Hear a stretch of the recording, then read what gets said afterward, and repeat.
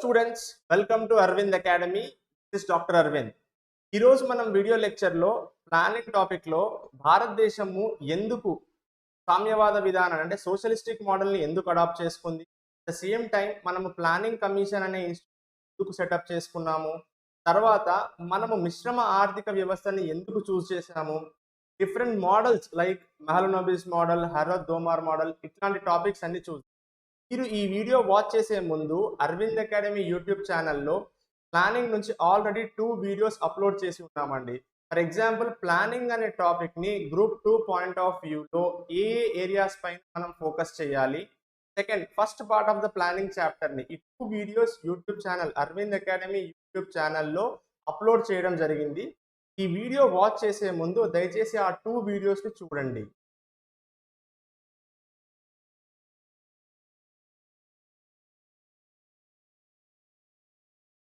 Before going to the class, Arvind Academy is providing economy module for both ABPSC and TSPSC Group 1 ki as well as Group 2.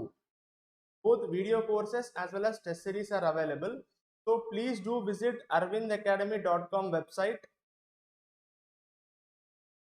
Now with respect to Indian budget as well as economic survey, 500 MCQs, 100 from budget and 400 from economic survey.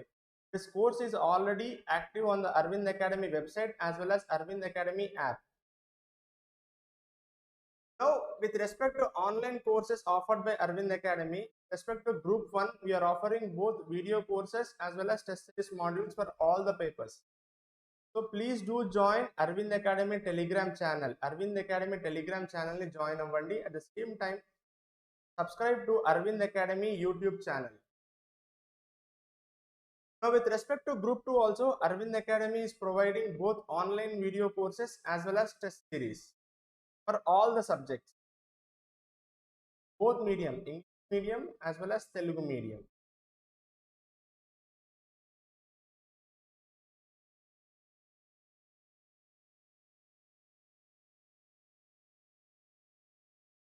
Now, మనకు స్వతంత్రం వచ్చినప్పుడు భారతదేశానికి models of development దాని ముందు ఉండేయండి. ఒకటి ఏంటి అంటే క్యాపిటలిస్టిక్ మోడల్, ఇది పెట్టుబడిదారి విధానం, టైం సోషలిస్టిక్ మోడల్ లేదా సామ్యవాద విధానం. సో ఈ 2 మోడల్స్ మన ముందు ఉండే, భారతదేశానికి ఈ 2 ఆప్షన్స్ చేసుకునే చాయిస్ ఉండే.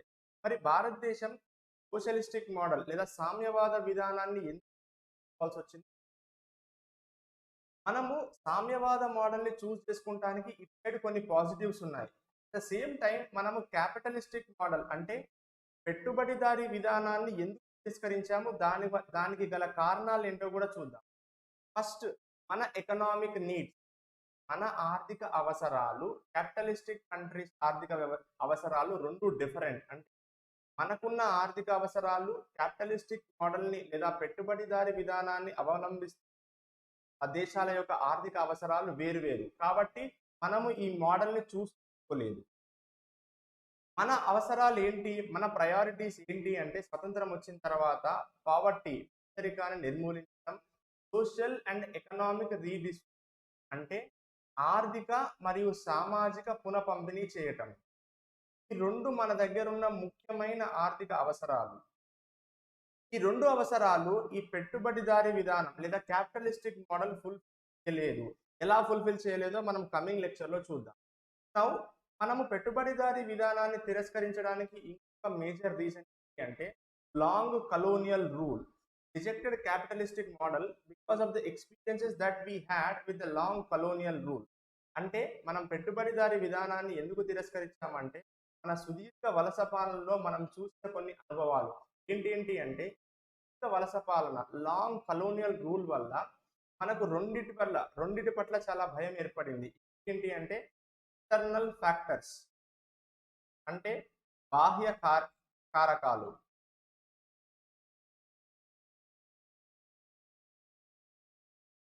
At the same time capitalist అంటే పెట్టుబడిదారి వర్గం అంటే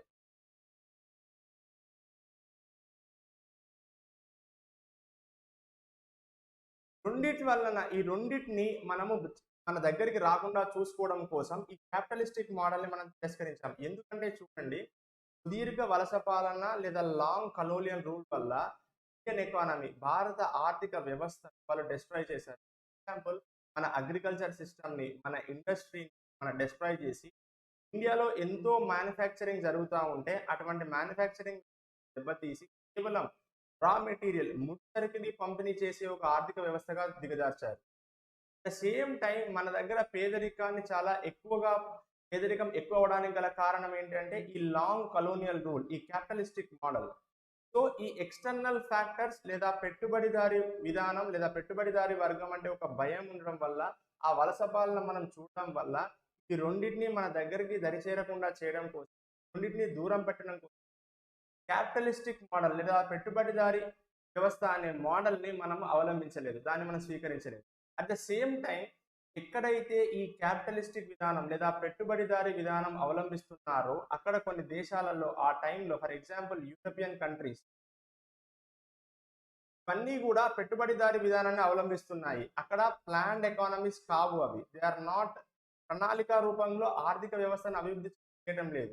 సో ఈ unplanned economies where capitalistic model పెట్టుబడిదారి విధానాన్ని అవలంబిస్తున్నారో ఆ కంట్రీస్ గ్రేట్ డిప్రెషన్, ఆర్థిక మాంద్యాన్ని చవి. సో ఈ క్యాపిటలిస్టిక్ మోడల్ని మనం తిరస్కరించడానికి గల 3 కారణాలు ఏంటి? మన ఆర్థిక అవసరాలు, మన ఎకనామిక్ నీడ్స్ ఈ క్యాపిటలిస్టిక్ కంట్రీస్ పెట్టుబడిదారి వ్యవస్థను అవలంబిస్తున్న పోలిస్తే మన అవసరాలు వేరుగా ఉండటం, దీర్ఘ వలస పాలన లేదా లాంగ్ కలోనియల్ రూల్ వల్ల మనకు బాహ్య కరాకాలు, ఎక్స్టర్నల్ ఫ్యాక్టర్స్ లేదా క్యాపిటలిస్ట్ వర్గం అన్న ఒక భయం వాటిని దూరం పెట్టాలనుకోవడం. అట్ ద సేమ్ టైం ఈ పెట్టుబడిదారి విధానాన్ని అవలంబిస్తున్న ఏ దేశాలైతే ఉన్నాయో అవి గ్రేట్ డిప్రెషన్ లేదా ఆర్థిక మాంద్యాన్ని చవిచూడటం వల్ల క్యాపిటలిస్టిక్ మోడల్ని మనం వద్దనుకున్నాం. అట్ ద సేమ్ టైం మనకు సామ్యవాద విధానం, మరి సోషలిస్టిక్ మోడల్ని ఎందుకు కావాలనుకున్నాము అంటే మనకు ఇమీడియట్ గోల్ ఏంటి అంటే పేదరిక నిర్మూలన మరియు అండ్ ఎకనామిక్ అంటే ఆర్థిక మరియు సామాజిక పునఃపంపిణీ సామ్యవాద విధానంతోనే ఎలా జరుగుతుందో మనం కమింగ్ స్లైడ్స్. నెక్స్ట్, ఇదే టైంలో 1930s లేదా 40sలో రష్యాలో చాలా అద్భుతమైన ఆర్థిక అభివృద్ధి జరిగింది. ఎందుకు అంటే సామ్యవాద దేశం ప్లాన్డ్ ఎకనామిక్ గ్రోత్ స్ట్రాటజీని ఫాలో అయింది కాబట్టి. అంటే ఒక ప్రణాళికాబద్ధంతో ఒక ప్రణాళిక సంఘాన్ని ఏర్పరచు, ఒక ప్లానింగ్ ద్వారా ఆర్థిక వ్యవస్థను నడపడం ద్వారా అక్కడ అద్భుతమైన ఆర్థిక అభివృద్ధి జరిగింది. సో ఎగ్జాంపుల్గా మనం సామ్యవాద విధానం లేదా సోషలిస్టిక్ మోడల్ని మనం చూసి జరిగింది. అదేవిధంగా మన దగ్గర ఈ మోడల్కి కొంత సపోర్ట్ దొరికింది. ఎక్కడెక్కడ నుంచి అంటే సోషలిస్టిక్ పార్టీ నుంచి, కమ్యూనిస్టిక్ పార్టీ నుంచి, at the same time Pandit Jawaharlal Nehru గారి దగ్గర ఈ మోడల్ని వాళ్ళు సపోర్ట్ చేశారు. అందుకని మనం సోషలిస్టిక్ మోడల్ని చూస్ చేసుకోవడం జరిగింది.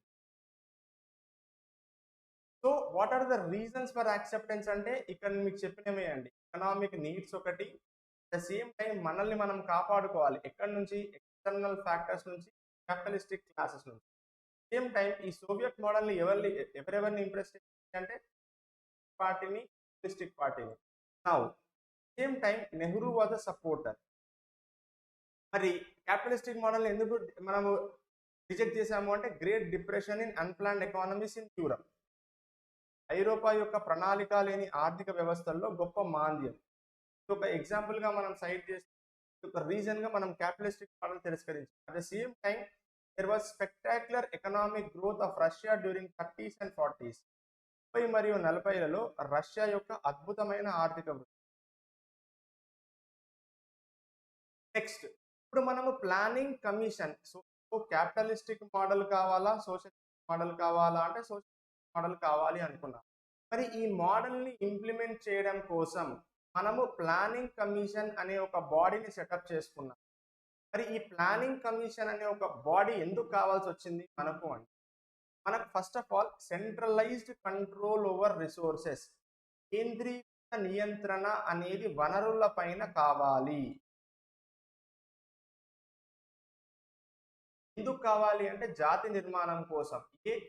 సెంట్రలైజ్డ్ కంట్రోల్ ఓవర్ రిసోర్సెస్ అంటే కేంద్రీకృత నియంత్రణ లేకుంటే జరగదా ఈ జాతి నిర్మాణం అంటే. ఫర్ ఎగ్జాంపుల్ మనం ఎప్పుడైతే ప్లానింగ్ కమిషన్ సెటప్ చేశామో మనకు 1944లో బెంగాల్ ఫెమైన్ లేదా బెంగాల్ కరువు రావటం వల్ల 4 మిలియన్ పీపుల్ చనిపోయారు. ఇలాంటి పరిస్థితి మనము స్వతంత్రం తర్వాత ఒక ప్లానింగ్ కమిషన్ ఒక బాడీ సెటప్ చేసిన తర్వాత జరగలేదు.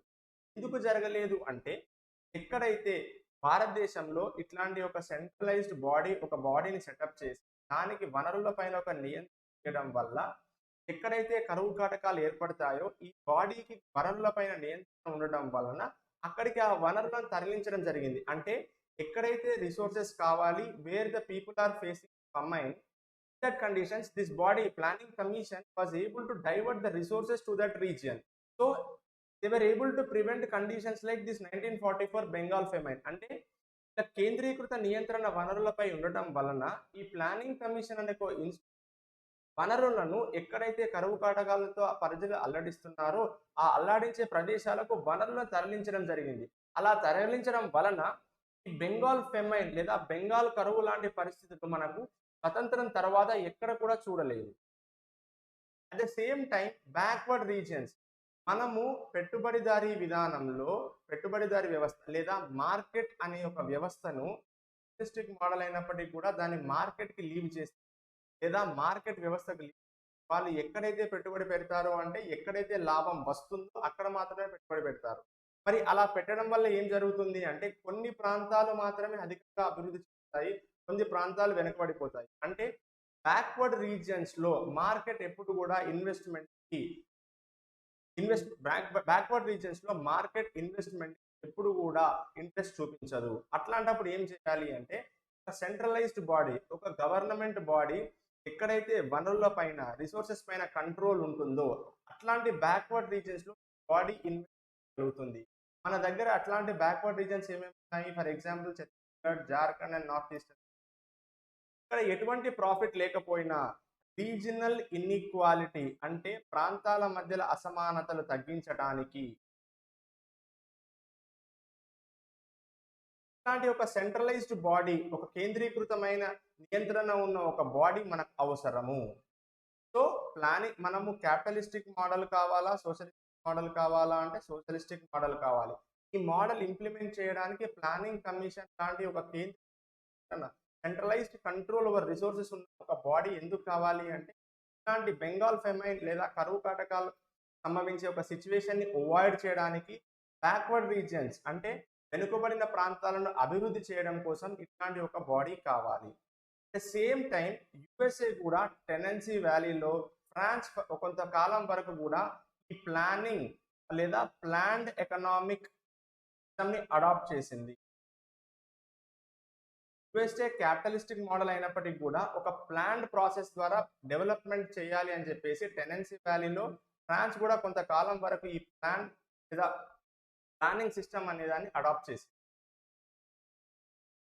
నెక్స్ట్ ఫర్ ఎగ్జాంపుల్ మనకు ప్లానింగ్ సిస్టమ్ అనేది లేదా సెంట్రలైజ్డ్ కంట్రోల్ ఓవర్ రిసోర్స్ లేకుంటే కంప్లీట్ గా క్యాపిటలిస్టిక్ మోడల్ ని అడాప్ట్ చేసాం అనుకోండి, ఇలాంటి గ్రేట్ డిప్రెషన్ 19 ఆర్థిక మాంద్యం లాంటి సిచ్యువేషన్ అయితే వెస్టర్న్ కంట్రీస్ లో యుఎస్ఏ యూరోప్ లో వచ్చిందో ఇలాంటి సిచ్యువేషన్ మన దగ్గర వచ్చినప్పుడు మనము విచ్ఛిన్నం అయిపోతామండి. The country will disintegrate. ఎందుకంటే మన దగ్గర సోషల్ ఎకనామికల్ డిఫరెన్స్ చాలా ఎక్కువ, సామాజిక మరియు ఆర్థిక at the same time even regional differences రెండు ప్రాంతాల మధ్యలో అసమానతలు కూడా చాలా ఎక్కువ. సో ఇట్లాంటి సిచ్యువేషన్ ఇట్లాంటి కండిషన్ ని మనం అవాయిడ్ చేయాలి అంటే ఒక ప్లానింగ్ కమిషన్ లాంటి ఒక body centralized control over resources అంటే కేంద్రీకృత నియంత్రణ వనరుల పైన ఉండటం వల్ల మనం ఇట్లాంటి సిచ్యువేషన్ ని అవాయిడ్ చేయగలుగుతాం. ఇట్లాంటి సిచ్యువేషన్ ఇండియాలో వస్తే ఇండియా డిసింటిగ్రేట్ అవుతుంది. ద సేమ్ టైం ఇందాక మనం అనుకున్నాం రీజనల్ ఇన్ఈక్వాలిటీ ప్రాంతీయ అసమానతలు, బ్యాక్వర్డ్ రీజియన్స్ వెనుకబడిన ప్రాంతాలలో ఇన్వెస్ట్మెంట్ పెట్టుబడి పెట్టాలి అంటే ఒక గవర్నమెంట్ హ్యాండ్ ఓవర్ లో ఉన్న ఒక ప్లానింగ్ అనే ఒక బాడీ మనకు అవసరం. లాభాపేక్ష లేకుండా ఈ రీజనల్ ఇన్ఈక్వాలిటీ లేదా ప్రాంతీయ అసమానతలను తగ్గించడం కోసం పెట్టుబడులు తీసుకొస్తుంది. ఎందుకంటే ప్లానింగ్ అనే బాడీకి వనరుల పైన నియంత్రణ ఉండడం వలన. సో మనము మార్కెట్ ఫోర్సెస్ కే మన సోషలిస్ట్ మోడల్ని లీవ్ చేసామనుకోండి, వెనుకబడిన ప్రాంతాల పట్ల అవి ఇన్వెస్ట్మెంట్ లేదా పెట్టుబడులు పెట్టవు. ఎప్పుడు అయితే ఈ పెట్టుబడులు పెట్టవో ఇంకా ప్రాంతీయ అసమానతలు పెరిగిపోతాయి. సో ప్రాంతీయ అసమానతలు తగ్గించుకోవడం కోసం, బెంగాల్ ఫెమైన్ లాంటి కరువు కాటకాలు మళ్ళీ సంభవించకుండా ఉండడం కోసం, ఇలాంటి గ్రేట్ డిప్రెషన్ లేదా ఆర్థిక మాంద్యం లాంటి పరిస్థితులు మనం చవిచూడకుండా ఉండడం కోసం మనకు ప్లానింగ్ కమిషన్, ఒక వనరుల పట్ల ఒక కేంద్రీకృత నియంత్రణ ఒక సంస్థ మనకు కావాల్సి వచ్చింది. So why India adopted planning commission అంటే ఈ పాయింట్స్ అన్ని మనం డిస్కస్ చేసి. నెక్స్ట్ మనము మిశ్రమ ఆర్థిక వ్యవస్థ, మిక్స్డ్ ఎకనామీని ఎందుకు ప్లానింగ్ కమిషన్ సెటప్ చేసిన తర్వాత మనకు ప్లానింగ్ కమిషన్ చెప్పింది India should follow a mixed economy.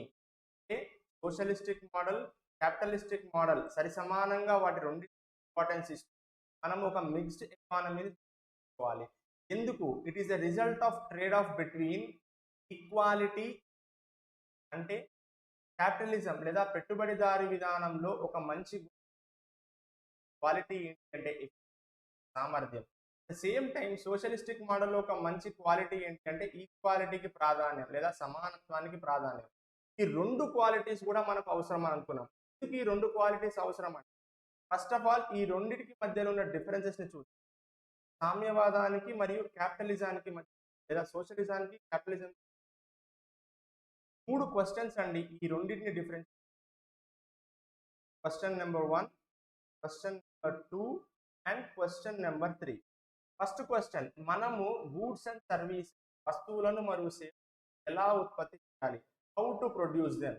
Capitalistic model లేదా పెట్టుబడిదారీ విధానం ఏం అంటే, మీరు శ్రామిక శక్తిని అయినా వాడుకోండి, అంటే లేబర్నైనా వాడుకోండి, మిషనరీ యంత్రాలనైనా వాడుకోండి. ఇక్కడ ఏది వాడితే కాస్ట్ ఆఫ్ ప్రొడక్షన్, ఉత్పత్తి చాలా తక్కువ ఉంటుందో ఆ విధానాన్ని శ్రామిక శక్తి ఉపయోగించి వస్తువులను లేదా సేవలను మనం ఉత్పత్తి చేస్తే తక్కువ ఖర్చుతో జరిగితే ఇది ఉపయోగించండి. లేదా యంత్రాలు మెషిన్స్ ద్వారా వాడటం వల్ల మనకు కాస్ట్ ఆఫ్ ప్రొడక్షన్ లేదా ఉత్పత్తి వ్యయం చాలా తక్కువ ఉంటుంది, యంత్రాలు లేదా మెషినరీ వాడమని చెప్తుంది. కానీ సోషలిస్టిక్ మోడల్ లేదా సామ్యవాదం ఏం చెప్తుంది అంటే లేబర్ ఫోర్స్ని వాడమని చెప్తుంది, శ్రామిక శక్తిని వాడమని చెప్తుంది. అందరి ప్రజలకు పని దొరుకుతుంది, పని దొరకడం వల్ల వాళ్ళకి ఇన్కమ్ వస్తుంది, ఇన్కమ్ రావడం వల్ల వాళ్ళు పావర్టీ నుంచి బయటకు వస్తారు. Next, what kind of goods to be produced, అంటే ఏ వస్తువులను లేదా సేవలను ఉత్పత్తి చేయాలి. మార్కెట్లో క్యాపిటలిజం క్యాపిటలిస్టిక్ మార్కెట్లో ఏ గూడ్స్కి అయితే ఎక్కువ డిమాండ్ ఉంటుందో ఆ గూడ్స్ని. అదే సోషలిస్టిక్ మోడల్కి వచ్చేసరికి ఏం చెప్తుంటే గవర్నమెంట్ డిసైడ్ చేస్తుంది గూడ్స్ని చేయాలి లేదా ఎటువంటి చేయాలి. At the same time how to cell, మరి ఉత్పత్తి చేసిన వస్తువులను మరియు సేవలను, ప్రొడ్యూస్ చేసిన గూడ్స్ అండ్ సర్వీసెస్ ఎలా అమ్మాలి, how to cell. Capitalistic model ఏం చెప్తుంది అంటే ఎవరికి అయితే పర్చేసింగ్ పవర్ లేదా కొనగలిగే వాళ్ళకు మాత్రమే. కానీ సోషలిస్టిక్ మోడల్ ఏం చెప్తుంది, గవర్నమెంట్ విల్ డిసైడ్ ఎవరెవరికి ఎంతెంత కావాలో, హూ నీడ్ హౌ మచ్. ఎవరైతే కొనగలిగే శక్తి లేదో వాళ్ళకు సబ్సిడీ ఇచ్చి వాళ్ళకు సప్లై చేస్తుంది సోషలిస్టిక్ మోడల్. కానీ క్యాపిటలిస్టిక్ మోడల్ లేదా పెట్టుబడిదారీ విధానం ఎవరికైతే కొనుగోలు శక్తి మాత్రమే ఉంటుందో వాళ్ళకు మాత్రమే సప్లై చేస్తుంది. మరి ఇప్పుడు మనము మిక్స్డ్ ఎకానమీని చూస్ చేసుకున్నాం, అంటే మిశ్రమ, మనం ఈ మిశ్రమ ఆర్థిక వ్యవస్థను లేదా మిక్స్డ్ ఎకానమీని చూస్ చేసుకున్నాం. ఈ మిక్స్డ్ ఎకానమీలో మనకున్న బెస్ట్ క్వాలిటీ ఏంటి అంటే ఎఫిషియన్సీ,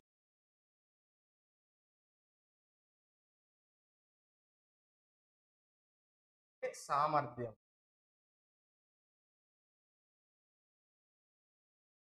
ఎఫిషియన్సీ అనే క్వాలిటీ ఏదైతే క్యాపిటలిస్టిక్ మోడల్లో ఉందో అది మనకు కావాలి. ఎందుకు కావాలి అంటే మన దగ్గర స్వతంత్రం వచ్చే నాటికి, స్వతంత్రం వచ్చే రోజున మన దగ్గర ఉన్న వనరులు లేదా రిసోర్స్ చాలా తక్కువ.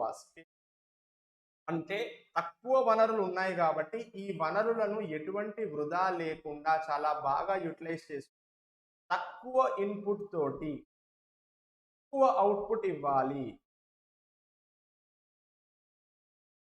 ఈ తక్కువ ఇన్పుట్ తోటి లేదా తక్కువ రిసోర్సెస్ యూటిలైజ్ చేసి ఎక్కువ అవుట్పుట్ ఇచ్చే ఈ క్వాలిటీ క్యాపిటలిస్టిక్ మోడల్లో ఉంది కాబట్టి మనకు ఈ క్యాపిటలిస్టిక్ మోడల్లోని ఇట్లాంటి క్వాలిటీ కావాలి. ఎందుకు కావాలి అంటే మన దగ్గర వనరుల కొరత ఉంది. కానీ అట్ ద సేమ్ టైం మనం క్యాపిటలిస్టిక్ మోడల్లో చూసిన మనం ఒక బేసిక్ డ్రాబ్యాక్ ఏంటి అంటే వాళ్ళు ప్రాఫిట్ సెంట్రిక్, లాభాపేక్ష. ప్రాఫిట్ సెంట్రిక్ ఉండడం వల్ల కాస్ట్ ఆఫ్ ప్రొడక్షన్ ఎలా అయితే తక్కువ ఉంటుందో వాళ్ళు అదే పద్ధతిని అవలంబిస్తారు. కానీ ఈ మోడల్ మనకొద్దు, ఈ క్వాలిటీ మనకొద్దు. ఎందుకొద్దు మనకి ఈ క్వాలిటీ? మన దగ్గర ప్రజలు చాలా పేదరికంలో ఉన్నారు, అణగారిన వర్గాలు ఉన్నాయి. అంటే there are huge people who are in poverty, downtrodden, under privilege. మనం కంప్లీట్గా ఈ క్యాపిటలిస్టిక్ మోడల్నే చూస్ చేసుకుంటే ఈ ఒక్క క్వాలిటీ బాగానే ఉంది.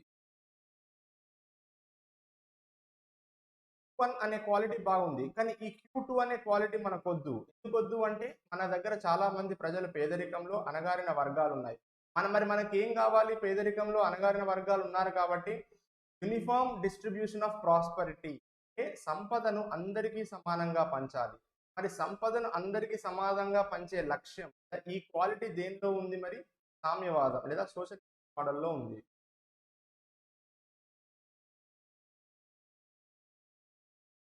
సో అందుకనే మనం ఏం చేసాము? మోడల్లో ఉన్న మంచి క్వాలిటీని, క్యాపిటలిస్టిక్ మోడల్లో ఉన్న మంచి క్వాలిటీని ఒక మిశ్రమ ఆర్థిక వ్యవస్థగా ఎదగాలని చెప్పేసి ప్లానింగ్ కమిషన్. అంటే ప్రైవేట్ సెక్టారు, పబ్లిక్ సెక్టారు రెండు పక్క పక్కన ఉంటూ ఎవరెవరికి ఏ ఏ ఫీల్డ్లో పనిచేయాలో ఆ ఫీల్డ్లో పనిచేసుకుంటూ ఎక్కడెక్కడైతే సామర్థ్యం ఉందో వాళ్ళు ఆ ఫీల్డ్లో పనిచేస్తారు. ఇలా పనిచేయడం వల్ల మనకి ఏమవుతుంది అంటే స్థిర మరియు సమ్మిళిత, అంటే sustained and inclusive growth and development వస్తుంది. సో మిశ్రమ ఆర్థిక వ్యవస్థను మనం ఎందుకు అవలంబించాము? క్యాపిటలిస్టిక్ మోడల్ పెట్టుబడిదారీ విధానంలో ఉన్న ఎఫిషియన్సీ అనే క్వాలిటీ మనకు కావాలి.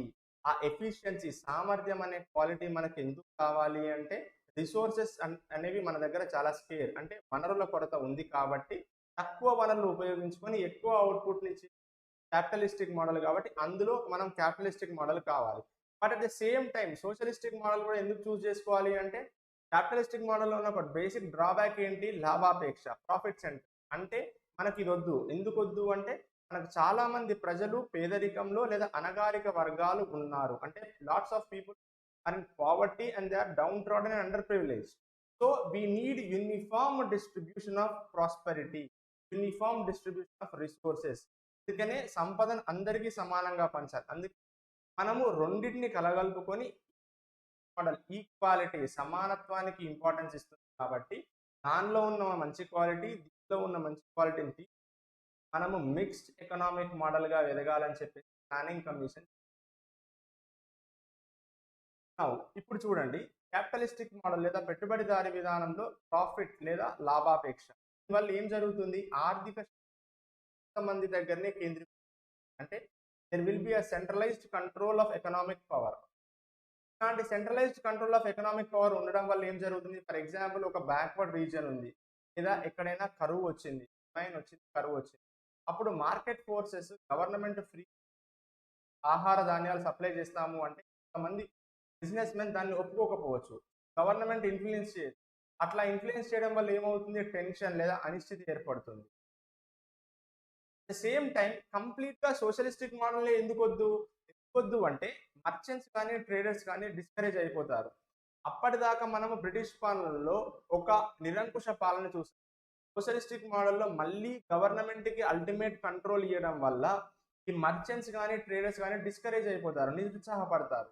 కానీ వీళ్ళు కూడా మనకు కావాలి. మర్చెంట్స్, ట్రేడర్స్, వర్తక వ్యాపారులు కూడా ఆర్థిక వ్యవస్థను, ఎకనామిక్ గ్రోత్లో వాళ్ళ పార్టిసిపేట్ కావాలి. ఎందుకు కావాలి అంటే వీళ్ళ దగ్గర నైపుణ్యం, ఎక్స్పర్టీస్, సేమ్ టైం క్యాపిటల్, పెట్టుబడి, ద సేమ్ టైం వీళ్ళ యొక్క యాక్టివ్ పార్టిసిపేషన్, ఔత్సాహిక భాగస్వామ్యం ఆర్థిక అభివృద్ధి లేదా ఎకనామిక్ గ్రోత్ అనేది వస్తుంది.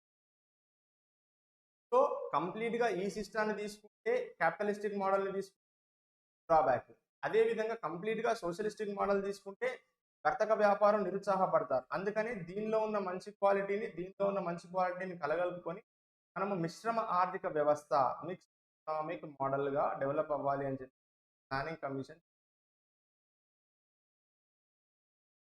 సో చూడండి, ఇక్కడ బ్రిటిష్ గవర్నమెంట్ అప్పటి వరకు మనం అథారిటేటివ్ రూల్‌లో ఉన్నాము. నిరంకుశ పాలన చూసాం. కంప్లీట్‌గా మళ్ళా సోషలిస్ట్ మళ్ళీ సామ్యవాద విధానాన్ని చూడడం వల్ల ప్రజలు మళ్ళీ తిరగబడతారు. సో ప్రజల్లో ఒక నిస్పృహ, నిరాశ అనేది చేరుతుంది. People are unwilling to accept a government that is again authoritative. So we have rejected a complete socialistic model. సో మనము దానిలో బెస్ట్ క్వాలిటీని తీసుకోవడం వల్ల, ఈక్వాలిటీ అనే కాన్సెప్ట్ని తీసుకోవడం వల్ల ఈ ఇన్ఈక్వాలిటీ అసమానతలు తగ్గిపోతాయి. ఇక్కడ ఎఫిషియన్సీ అనే క్వాలిటీని తీసుకోవడం వల్ల ప్రొడక్టివిటీ, ఉత్పాదకత పెరుగుతుంది. అందుకనే మనము మిక్స్డ్ ఎకానమీ ఆర్థిక వ్యవస్థను చూడండి. మనం ఫస్ట్ సోషలిస్టిక్ మోడల్ని ఇంపార్టెన్స్ ఇచ్చాము లేదా సోషలిజంకి ఇంపార్టెన్స్ ఇచ్చాము అని చెప్పడానికి ఎగ్జాంపుల్ ఏంటి? ఫస్ట్ 5 year ప్లాన్లో మనం జమీందారీ సిస్టమ్ని, భూస్వామ్య వ్యవస్థను మనము అబాలిష్ చేసాం. At the same time second and third 5 year ప్లాన్లో ర్యాపిడ్ ఇండస్ట్రియలైజేషన్ లేదా పారిశ్రామిక వృద్ధికి మనం ఇంపార్టెన్స్ ఇచ్చాము. So we are giving importance to capitalism, పెట్టుబడిదారీ వ్యవస్థ.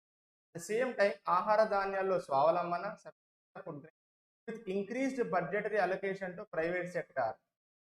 ప్రైవేట్ సెక్టార్కి బడ్జెట్లో ఎక్కువ కేటాయింపులు ఇస్తున్నాము. అంటే ఒక ప్లాన్లో సోషలిజం, ఇంకో ప్లాన్లో క్యాపిటలిజానికి. So we are a mixed economy.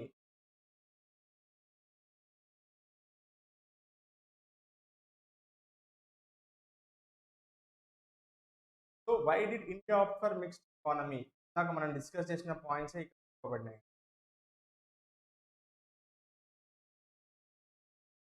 Now mixed economy for example India, దాని ఫీచర్స్ ఏంటి అండి? పబ్లిక్ అండ్ ప్రైవేట్ సెక్టార్, ప్రభుత్వము మరియు ప్రైవేట్ రంగాలు ప్రక్కపక్కనే పనిచేస్తాయి. Who advocated this? దీని ఇంపార్టెన్స్ చెప్పేది ఎవరు? ఫస్ట్ ఇక్కడ మిక్స్డ్ ఎకానమీలో ప్రైవేట్ సెక్టార్కి కంప్లీట్గా ఫ్రీ హ్యాండ్ ఇవ్వరు, regulated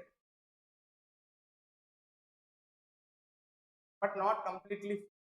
Now, mixed economy was introduced by 1948 ద్వారా ఆర్థిక వ్యవస్థను ప్రవేశపెట్టారు. Now, planning interval లేదా ప్రణాళిక విరామం అంటే an interval between one 5 year plan and other 5 year plan. ఒక పంచవర్ష ప్రణాళికకు మరియు ఇంకో పంచవర్ష ప్రణాళికకు మధ్య కాలము. 1960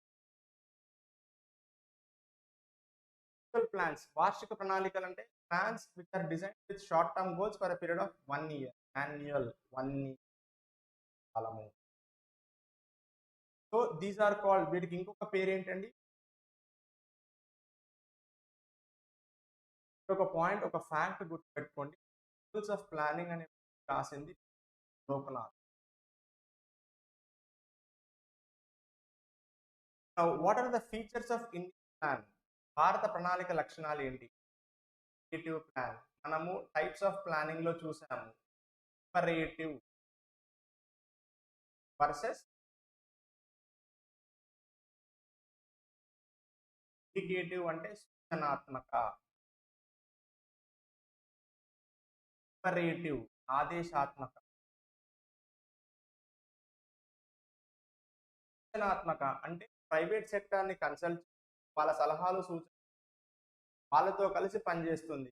ప్రైవేట్ సెక్టార్కి ఎటువంటి ఫిక్స్డ్ టార్గెట్స్ ఇయ్యము, కాకపోతే మనము ఈ విధంగా డెవలప్ చెందుతామని వాళ్ళ సహకారాలు తీసుకొని దాని ప్రకారం మనం ముందుకు, అంతేగాని ఒక ఫిక్స్డ్ టార్గెట్స్ అంటూ ప్రైవేట్ సెక్టార్కి. సో ఇండియాలో ఇండికేటివ్ ప్లానింగ్ అనేది స్టార్ట్ అయింది 8th ప్లాన్ నుండి. మనము కాంప్రిహెన్సివ్ ప్లానింగ్ అంటే అన్ని సెక్టార్స్ని మనం ఫోకస్ చేస్తాం, అన్ని రంగాలను మనం ఫోకస్. డెమోక్రటిక్ అండ్ డీసెంట్రలైజ్డ్, ప్రజాస్వామ్య మరియు ప్రణాళిక. సో ప్రజాస్వామ్య అని చెప్పగానే మనకి ఏమర్థమవుతుంది? అన్ని ఇన్స్టిట్యూట్, అన్ని సెక్టార్స్, అన్ని వర్గాలను మనం కలగలుపు, వాళ్ళ సహాయాలు, వాళ్ళ సూచనలు మనం తీసుకుని ప్లానింగ్ ప్రాసెస్ని ముందుకెళ్తుంది. అదేవిధంగా డీసెంట్రలైజ్డ్ అంటే గ్రాస్ రూట్స్కి వెళ్తాము. గ్రాస్ రూట్స్కి వెళ్ళి వాళ్ళ సహకారాలు వాళ్ళ సూచనలు కూడా తీసుకుని మనం ప్లానింగ్ అనే ప్రాసెస్ని, కానీ at the same time final decision ఎవరి దగ్గర ఉంటుంది అంటే సెంట్రల్ లెవెల్లో.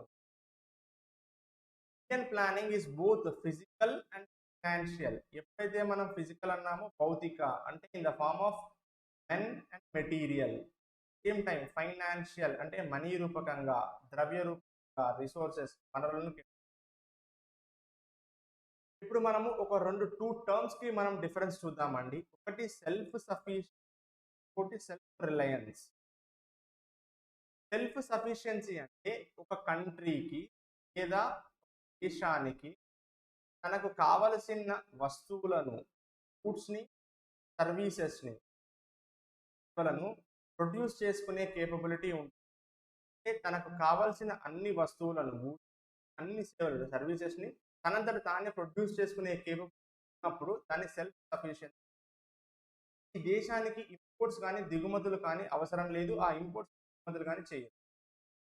సెల్ఫ్ రిలయన్స్ అంటే ఏంటి అంటే ఒక కంట్రీ తనకు ఎక్కడైతే ఉత్పత్తి చేసే సామర్థ్యం ఉంటుందో అటువంటి గూడ్స్ని లేదా వస్తువులను మరియు సర్వీసెస్ లేదా సేవలను ఉత్పత్తి చేసుకోలేని పక్షంలో ఇంపోర్ట్ లేదా దిగుమతులు చేస్తారు.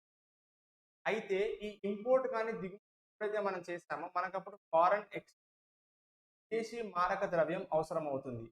అవసరమైన విదేశీ మారక ద్రవ్యాన్ని ఈస్ ఎర్న్డ్ త్రూ ఎక్స్పోర్ట్స్ అంటే దిగుమతులు చేసి తన దగ్గర సామర్థ్యం ఉన్న వస్తువులను ఏదైతే తన ఏ goods and services which that particular country has the capability to use, that goods are being produced and they are being exported. అంటే తనకు కేపబిలిటీ ఉన్న వస్తువులను మరియు సేవలను ఉత్పత్తి చేసి వేరే కంట్రీకి వాటిని ఎగుమతి చేసి అక్కడి నుంచి ఎర్న్ చేసిన ఫారెన్ ఎక్స్చేంజ్ లేదా విదేశీ మారక ద్రవ్యాన్ని యూటిలైజ్ చేసి తనకు కావలసిన వస్తువులను ఇంపోర్ట్ చేసుకుంటే దిగుమతి చేసుకుంటారు. అంతేకాని అవసరమైన విదేశీ మారక ద్రవ్యాన్ని లేదా foreign exchange the form of borrowing లేదా అప్పు ద్వారా చేకూర్చుకోదు. అంటే that country will not depend on borrowing లేదా అప్పు.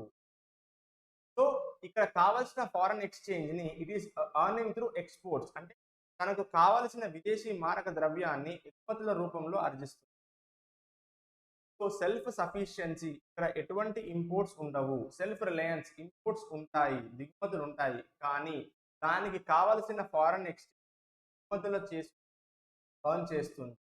అంతేగాని బారోయింగ్ కానీ అప్పు రూపంలో కానీ ఈ foreign exchange.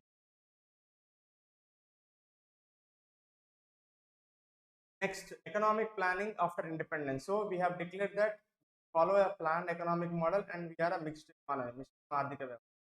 So 1st April 1951 first 5-year plan start అవుతుంది. 19 మార్చ్లో ప్లానింగ్ కమిషన్ సెటప్ చేస్తారు. ఇది ఒక ఎగ్జిక్యూటివ్ రెజల్యూషన్ తోటి సెటప్ చేస్తారు. So it is not a constitution body, not a statutory body. ఇది ఒక రాజ్యాంగేతర సంస్థ, ఎటువంటి చట్టబద్ధత లేదు. 1952లో national development council of peace and as well as with all CM and it will approve the 5-year plan. So NDC ఏదైతే draft prepared by planning commission దాన్ని అప్రూవ్ చేస్తుంది. 2014లో మోడీ ప్రభుత్వం ప్లానింగ్ కమిషన్ సిద్ధం చేసి నీతి ఆయోగ్ అనే కొత్త ఇన్స్టిట్యూట్ చేస్తుంది. 2015 జనవరిలో నీతి ఆయోగ్లో నీతి అంటే national institute for transforming. Next, different kinds of strategies. మనము ఒక్కొక్క ప్లాన్లో ఒక్కొక్క స్ట్రాటజీని అవలంబించాము. ఆ డిఫరెంట్ కైండ్స్ ఆఫ్ స్ట్రాటజీని చూద్దాం. First, Mahalanobis strategy. ఈ స్ట్రాటజీని మనం 5-year ప్లాన్లో ఫాలో అయ్యాం.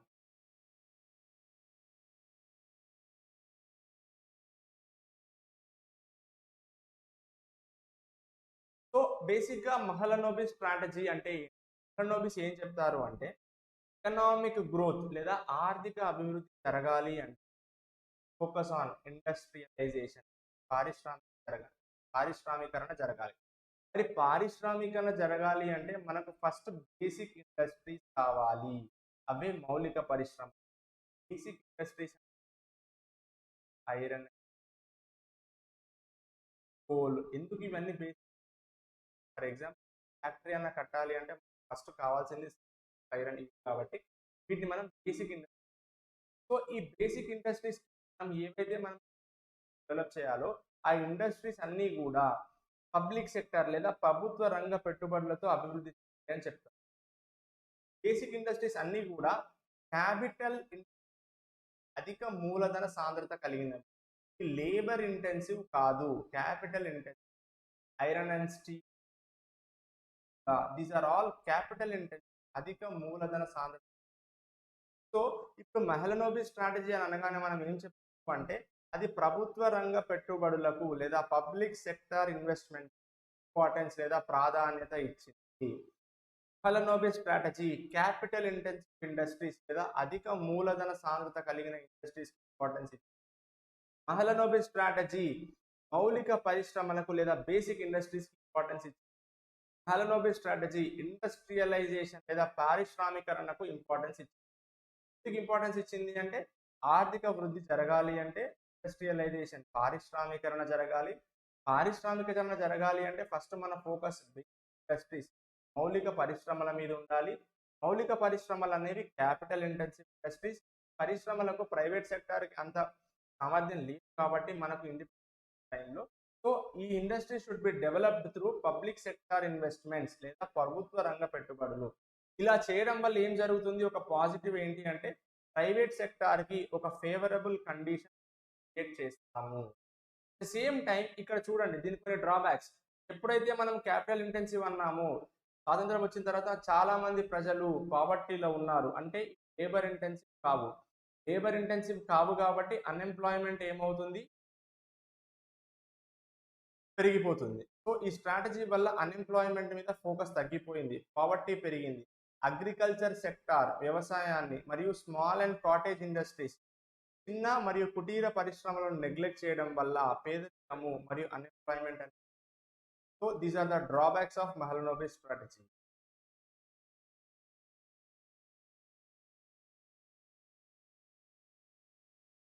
Next strategy Harrod and Domar strategy. మనము ఫస్ట్ 5-year ప్లాన్ లో ఫాలో అవుతామండి. ఏంటి హరోత్ దోమా స్ట్రాటజీ అంటే గ్రోత్ రేట్ అనేది బాగా జరగాలి అంటే లేదా ఆర్థిక వృద్ధి రేటు బాగా పెరగాలి అంటే సేవింగ్స్ ని బాగా పెంచుకోవాలి లేదా పొదుపుని బాగా పెంచాలి.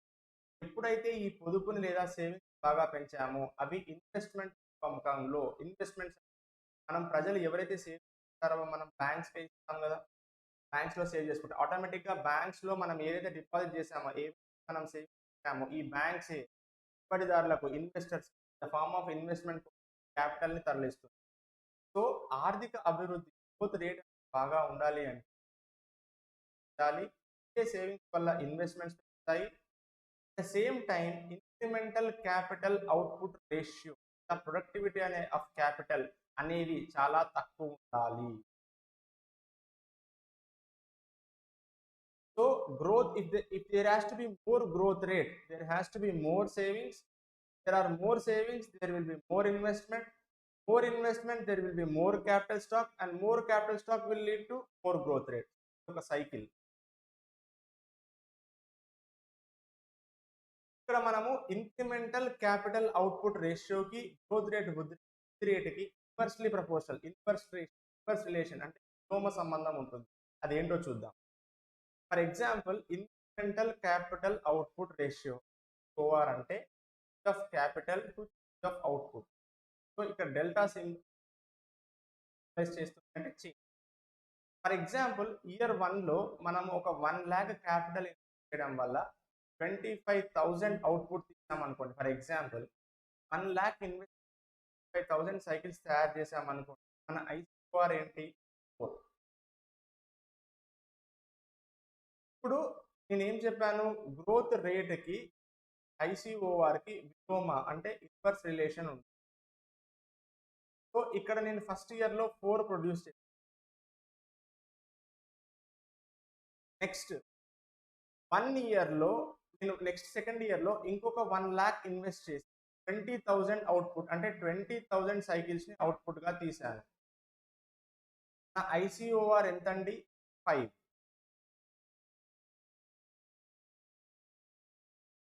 ఫస్ట్ ఇయర్లో ఎక్కువ ఉత్పత్తి ఎక్కువ ప్రొడక్షన్ జరిగిందా, సెకండ్ ఇయర్లో ఎక్కువ ప్రొడక్షన్ జరిగిందా అంటే ఫస్ట్ ఇయర్లో ఎక్కువ ప్రొడక్షన్ జరిగింది. నా first year ICOR value 4, second year ICOR value 5. ఇప్పుడు గ్రోత్ రేట్కి ఐసిఓఆర్కి ఇన్వర్స్ రిలేషన్, అంటే ఐసిఓఆర్ వాల్యూ 4 ఉన్నప్పుడు గ్రోత్ రేట్ ఎక్కువ ఉన్నట్టే కదా. అంటే ఐసిఓఆర్ వాల్యూ 4 ఉన్నప్పుడు నేను ప్రొడ్యూస్ చేసిన సైకిల్స్ 5000. సో ఇక్కడ 4 ఉన్నప్పుడు నేను ప్రొడ్యూస్ చేసిన సైకిల్స్ 1000, 5 ఉన్నప్పుడు నేను ప్రొడ్యూస్ చేసిన సైకిల్స్ 1000 మాత్రమే. ఎప్పుడు అయితే ఐసిఓఆర్ వాల్యూ తగ్గుతుందో గ్రోత్ రేట్ పెరుగుతుంది. మనం ఏ అడిషనల్ క్యాపిటల్ అయితే పెడుతున్నామో మనం పెడుతున్న ప్రతి అడిషనల్ క్యాపిటల్కి అవుట్పుట్ అనేది పెరగాలి. ఎప్పుడు పెరుగుతుంది output? For technological advancement. For example ఇండియాతో పోల్చినప్పుడు జపాన్ యొక్క ICOR value incremental capital output ratio చాలా తక్కువ. మనం ఇక్కడ 1 lakh ఇన్వెస్ట్ చేసి 25,000 బైసికల్స్, జపాన్ వాళ్ళు 1 lakh ఇన్వెస్ట్ చేసి 1000 బైసికల్స్ ప్రొడ్యూస్ చేస్తారు. Just for example I'm telling. అప్పుడు ఏమవుతుంది? ఐసిఓఆర్ వాల్యూ 2 అవుతుంది. సో అడిషనల్ క్యాపిటల్కి అవుట్పుట్ ఎక్కువ తీసుకుంటే అప్పుడు ఏమవుతుంది? ఐసిఓఆర్ వాల్యూ తగ్గుతుంది, చాలా ఎక్కువ. సో ఈ ఐసిఓఆర్ వాల్యూని మనం ఎప్పుడు తగ్గించగలము అంటే టెక్నాలజికల్ అడ్వాన్స్మెంట్ టు ఇన్నోవేషన్, అప్పుడు ఈ ఐసిఓఆర్ వాల్యూని తగ్గించగలం. సో హరోద్ దోమార్ మోడల్ ఏం చెప్తుంది? గ్రోత్ రేట్ బాగా జరగాలి అంటే సేవింగ్స్ బాగా ఉండాలి. సేవింగ్స్ ఇన్వెస్ట్మెంట్ రూపంలో బయటకు వస్తాయి.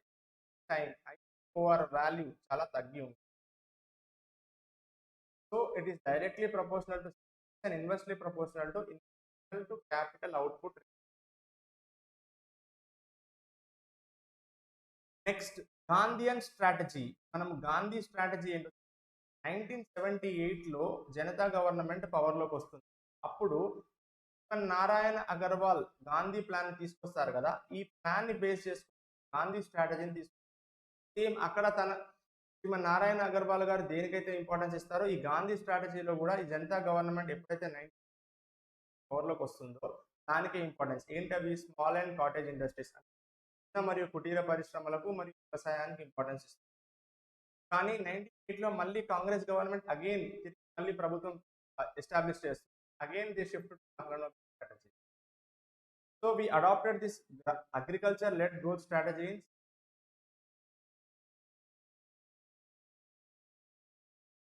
Next PURA, provision of urban amenities rural areas. ఇది ఎవరు డిజైన్ చేస్తారండి? అబ్దుల్ కలాం. ఈ నేమ్ నుంచే మనం చెప్పొచ్చు అర్బన్ అమ్యూనిటీ, అర్బన్ ఏరియాస్, పట్టణ ప్రాంతాల్లో ఎటువంటి సౌకర్యాలు అయితే ఉంటాయో అవి రూరల్ ఏరియాస్లో కూడా ప్రొవైడ్ చేయాలి. మనం నియో గాంధీ మోడల్ అని కూడా అంటాం. సో పట్టణ ప్రాంతాల్లో ఎటువంటి సదుపాయాలు ఉంటాయి? రోడ్స్, ఇంటర్నెట్, మంచి మంచి స్కూల్స్, కాలేజెస్, యూనివర్సిటీ, మార్కెటింగ్, ఇట్లాంటి ఫెసిలిటీస్ అన్నీ కూడా గ్రామీణ ప్రాంతాలకు రూరల్ ఏరియాస్కి చేయాలి లేదా ప్రొవైడ్ చేయాలి అని చెప్పి PURA provision of urban amenities. So there has been some funding has been allocated for PURA in 10th 5-year plan. సో 10వ పంచవర్ష ప్రణాళికలో పూరా కొరకు కొంతవరకు నిధులు.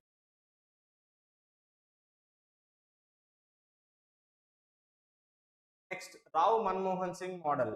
ఇప్పటి నుంచి ఫాలో చేస్తున్న ఈ మోడల్ని ప్లాన్. మనకు 1991లో economic balance of payment crisis వల్ల ఈ 1991 ఎకనామిక్ రీఫార్మ్స్ తర్వాత వచ్చిన immediate plan 5-year plan. So 1971. So ఈ ఎకనామిక్ రీఫార్మ్స్ ద్వారా ప్రైవేట్ సెక్టార్కి కాస్త ఫ్రీడమ్ పెంచుతాం మనం. అట్ ద సేమ్ టైం దీని ప్రైవేట్ సెక్టార్కి. So public sector control over private sector ఈ సంవాట్ రెడ్యూస్డ్. సో ఏవైతే అంతకుముందు పబ్లిక్ సెక్టార్కి రిజర్వ్ అవుతున్నాయో వాటిని మనము ప్రైవేట్ సెక్టార్కి లీవ్ చేస్తాం.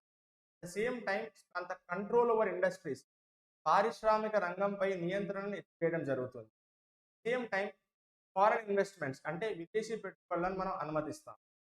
సో ఈ విధానం, ఈ రావు మన్మోహన్ సింగ్ మోడల్లో కొన్ని లోపాలు ఏంటి? అగ్రికల్చర్ సెక్టార్ నెగ్లెక్ట్ చేస్తాం.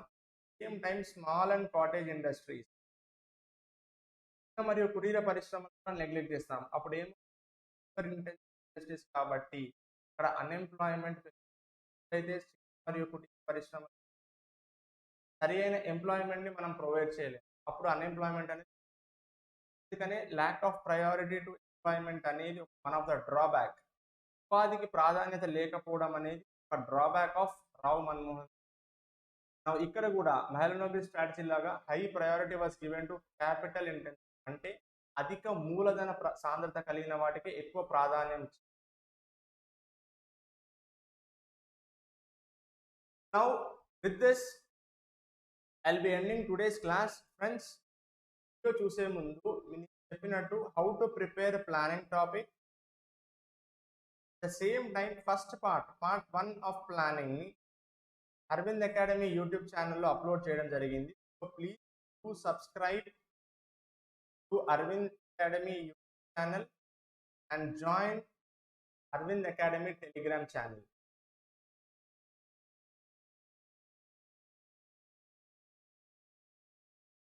Thank you very much.